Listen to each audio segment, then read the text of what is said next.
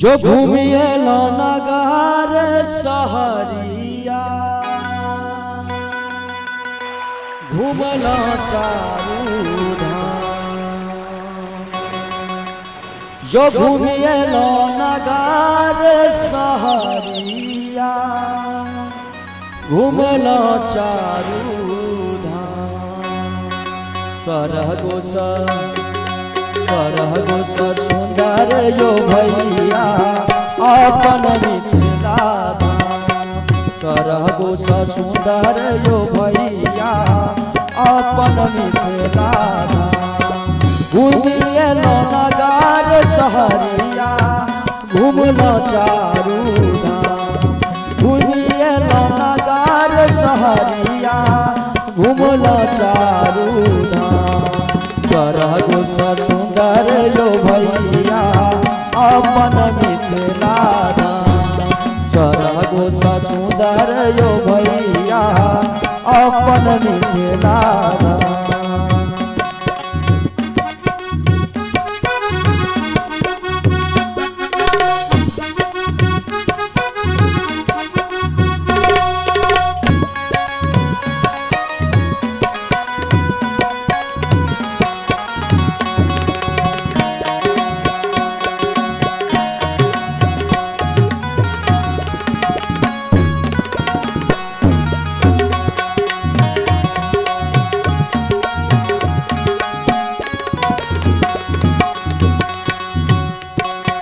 कार्तिक नहाई जी गंगा कोसी कमला बलान।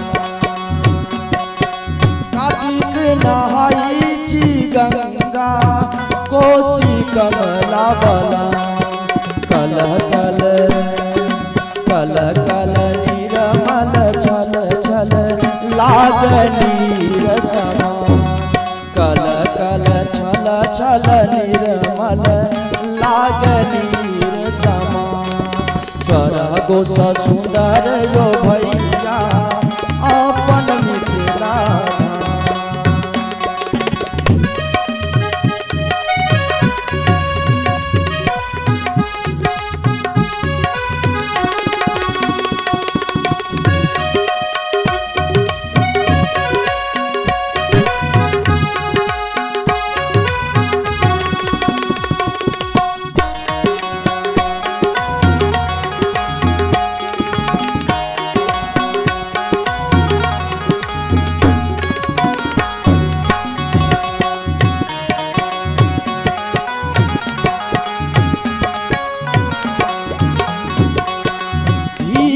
जता के सीता धर्म जनकपुर धाम।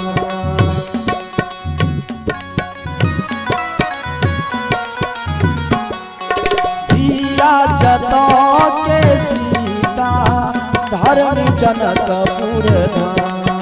कल कल कल कल मिथिला पावन पाहुन श्रीपति राम। कल कल मिथिला पावन पाहुन श्रीपति राम। सरहगो सुंदर यो भैया अपन मिथिला धाम। सरहगो सुंदर यो भैया अपन मिथिला धाम।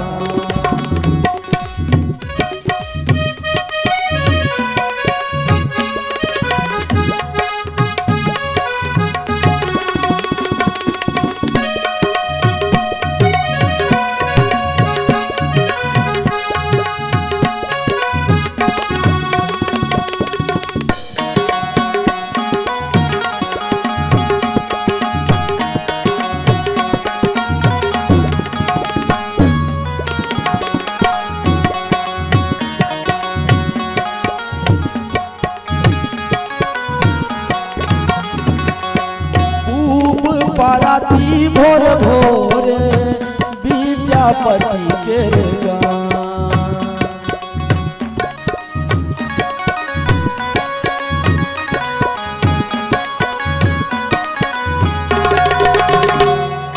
खूब पाराती भोर भोर विद्यापति के गान। एक साथ मंदिर में घंटा मस्जिद सुनी आजान। एक साथ मंदिर में घंटा मस्जिद सुनी आजान। स्वर्ग सा सुंदर यो भैया अपन मिथिला धाम। स्वर्ग सा सुंदर यो भैया अपन मिथिला धाम। घूमिए नगर सहरिया घूमना चारू धाम। घूमिए नगर सहरिया घूमना चारू धाम। स्वर्ग सा सुंदर यो भैया अपन मिथिला धाम। स्वर्ग सा सुंदर यो भैया अपन मिथिला धाम। स्वर्ग सा सुंदर यो भैया अपन मिथिला